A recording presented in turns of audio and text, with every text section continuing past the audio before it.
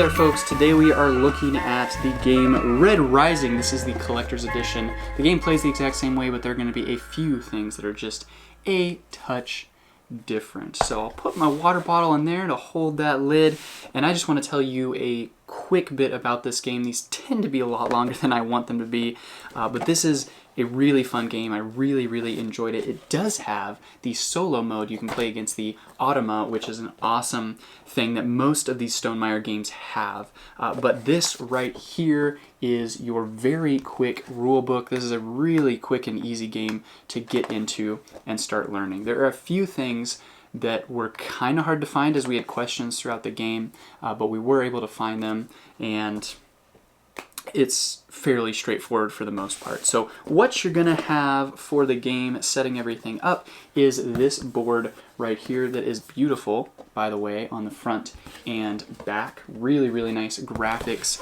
The way this is designed is awesome. But this is going to have a few different things. Very simple game in some aspects. You're going to have 4 different sections right here: the Institute, Luna, Mars, and Jupiter, and each of these are going to give you different rewards as you do different things and interact with them. And then you have your card stack right here.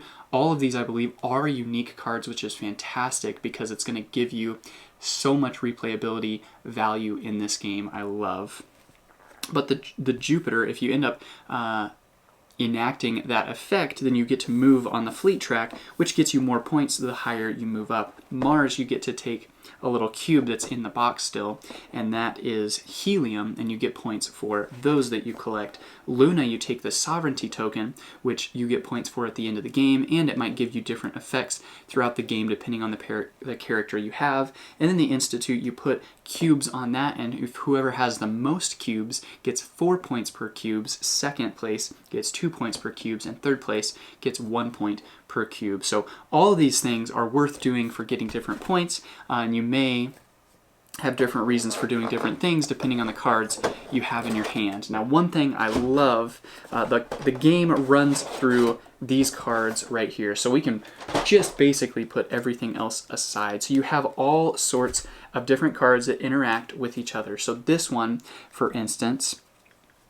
is the Pathologist, and it's a yellow. So you have a bunch of different colors of kinds of cards. You've got yellow, gold, you've got obsidian, you've got violet, you've got gray, you've got copper, you've got pink, you've got white, you've got red, you've got orange, you've got blue. There are so many different colors in this game. We've got green. There's a lot of different colors. I can't remember exactly how many, but there's so many different types of colors, which is great because I think it was the very last turn of the game, we flipped over an orange, and I was like, I haven't seen an orange the whole game. That's pretty cool. And so you never know what you're going to get, what's going to be out there. But what you're going to do, the Pathologist, let's go ahead and walk through that. You banish the bottom card of this location. So you're going to, during your turn, play one of these to a location, and then go ahead and do whatever that action is when you play it. So I would banish the bottom card of that, if it's not this card. And so that is what you get to do, which can help you out during the game as you're moving different cards, different things, that kind of thing. And then you're actually going to pick up one from a different location. This is the action you're going to do most of the game. There are some special actions that you would do as well, but you place a card and then you take a different one from somewhere else. Now, if I place that card on Mars, I do what it says, and then I could take from any of the other 3 locations. So I could take from the Institute, and if I do, then I get to place a cube on there. So whichever one you take from is where you get to do your action, which is just really neat because you're balancing these actions of, do I actually want that card? Do I want to play that action? What is it? That balance of the decisions that you have to make are fairly straightforward, but they can definitely deepen, which I really enjoy. There's enough to keep track of to keep me interested in it, but there's not so much to keep track of to where it's just a difficult game to play. So well done. Really have enjoyed this game. A few more things I just want to mention. The scoring at the end of the game, you only score for the 5 cards. It's not necessarily 5. You only score for the cards that are in your hand.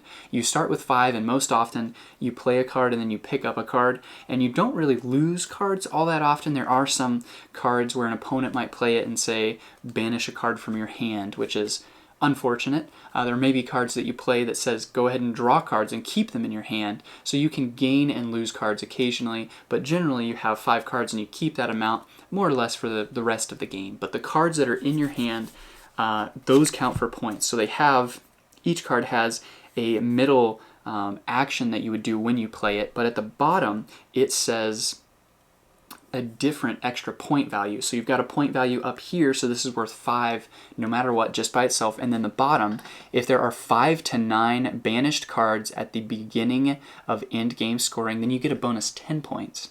And if there are at least 10 banished cards at the beginning of endgame scoring, you get 25 points. So this could be worth 30 total points if there's enough banished cards. So if you're getting close to the end of the game, there aren't very many banished cards, you'd probably want to get rid of this and try and choose something else that has better end-game scoring. Another example right here is if you have the most helium, or are tied for the most, you get a bonus 29 points. So you have these cards in your hand, other people don't know what you have, and you're trying to come up with different little combinations. If this card is with Obsidian or Mustang, so Mustang is a specific card, but Obsidian is just a color of card. So if you have any other Obsidian cards, then this would score a bonus 20 points. So there's all sorts of different things that you can do, which are really, really neat. This one is worth 30 points by itself, which is a lot. But if you don't either have the Sovereignty token or Lassender, minus 30 points. So that would be worth nothing if you don't end up with the Sovereignty token. So really interesting balance as you're looking through these cards, trying to make combinations. One that I had that was a fantastic, fun card to play with was if all of my cards had a base value up here of 30, sorry, not 30, that were evens, then I got a bunch of bonus points. And so that was super fun to look at different cards that I was taking in my hand, especially at the end of the game, and say, oh, I can take that card, but I can't keep it at the end of my hand, so I have to play this next turn because I have to get rid of all my odd cards. I have to end up with just even cards to get all these bonus points. And so really fun to make those different combinations. And again, I'm really excited to play this game again because we probably only played with a quarter of the deck,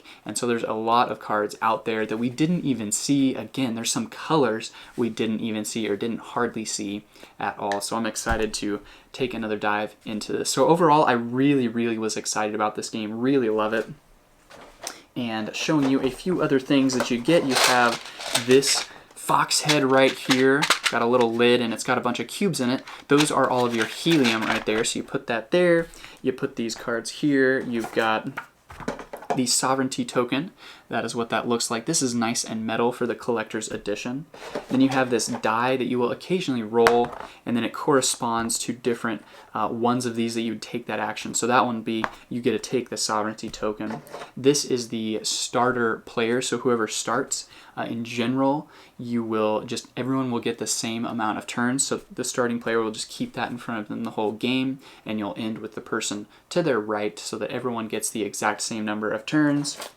And then I put all these together. These are nice metal pieces right here. These are fantastic, super duper fun. You've got one rocket for each player, and then you've also got tokens to put over here in the Institute. And you have really helpful cards right here just telling you what actions you can do, some terminology, iconology, and setup and end game stuff. And then you do have some bonus, I guess you have these tiles right here that give you, each player takes one of those at the beginning of the game, and that is what you use to know what kind of various actions that you get to do throughout the game. So whenever you take the Sovereignty token, or even if you already have it, roll the rising die and gain the corresponding bonus.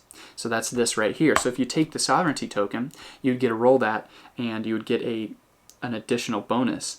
If the result of the roll is the sovereignty token, select any other bonus on the die. Really, really cool, really helpful right there. And there's a bunch of other ones as well. Last game I played, I was able to take the first and the last turn, so I actually got a bonus turn, which really helped me out. And then you've got a handful of cards right here that if you're playing against the Automa, it tells you how to play against the Automa.